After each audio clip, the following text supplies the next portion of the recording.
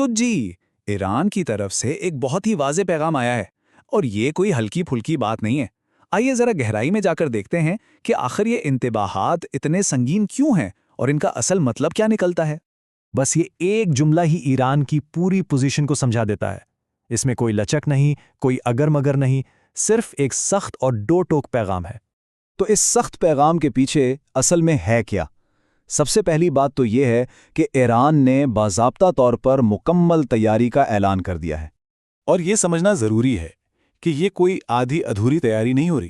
ایران کا پیغام صاف ہے کہ وہ ہر قسم کی صورتحال کے لیے پوری طرح سے تیار ہے، یعنی یہ ایک مکمل فوجی الرٹ ہے۔ اچھا، تو سوال یہ پیدا ہوتا ہے کہ یہ دھمکیاں دے کون رہا ہے؟ کیا یہ صرف سیاسی بیان بازیاں ہیں یا پھر یہ بات بالکل اوپر سے آ رہی ہے؟ چلیں دیکھتے ہیں کہ کون کیا کہہ رہا ہے۔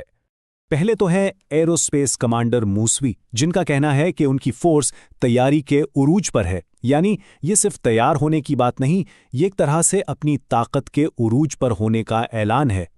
اور پھر پاسداران انقلاب کے چیف کمانڈر محمد پاکپور ہیں، جو بات کو ایک اور لیول پر لے جاتے ہیں۔ وہ فیصلہ کن جواب کی بات کر رہے ہیں، جو صاف صاف اشارہ ہے کہ کسی بھی غلطی کے نتائج بہت سنگین ہوں گے۔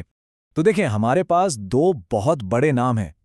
ایک طرف پاسداران انقلاب کے چیف محمد پاکپور، جو منہ توڑ جواب کی بات کر رہے ہیں، دوسری طرف ایرو اسپیس کمانڈر موسوی، جو تیاری کے عروج کا اعلان کر رہے ہیں۔ مطلب یہ صاف ہے کہ یہ پیغام بالکل ٹاپ لیول سے آ رہا ہے۔ لیکن یہ دھمکیاں صرف ہوا میں نہیں ہیں، ان کا ایک بہت ہی خاص نشانہ ہے۔ اب بات اس نہج پر آ گئی ہے کہ ایران نے کھل کر بتا دیا ہے کہ ان کا ہدف کون ہوگا۔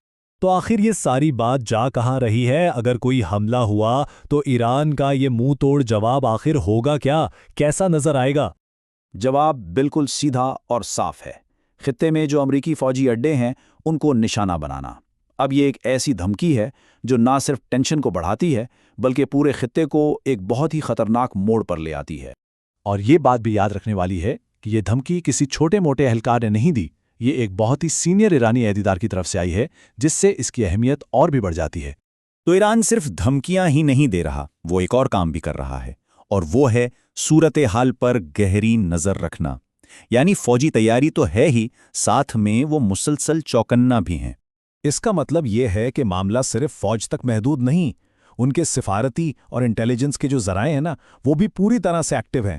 وہ بس بیٹھ کر انتظار نہیں کر رہے، بلکہ ہر لمحے کی خبر رکھ رہے ہیں۔ ان کی نظریں ہیں کس چیز پر؟ دیکھیں، ایرانی وزارت خارجہ ہر چیز پر نظر رکھے ہوئے ہے۔ امریکی اہلکار کہاں آ جا رہے ہیں، کون سے نئے ہتھیار لائے جا رہے ہیں، اور پورے مڈل ایسٹ میں فوجی اڈوں پر ذرا سی بھی تبدیلی ہو تو وہ اس پر نظر رکھے ہوئے ہیں۔ تو آخر میں صورتحال یہ بنتی ہے کہ ایک طرف تیاری بالکل عروج پر ہے، اور دوسری طرف ہر حرکت پر کڑی نظر رکھی جا رہی ہے۔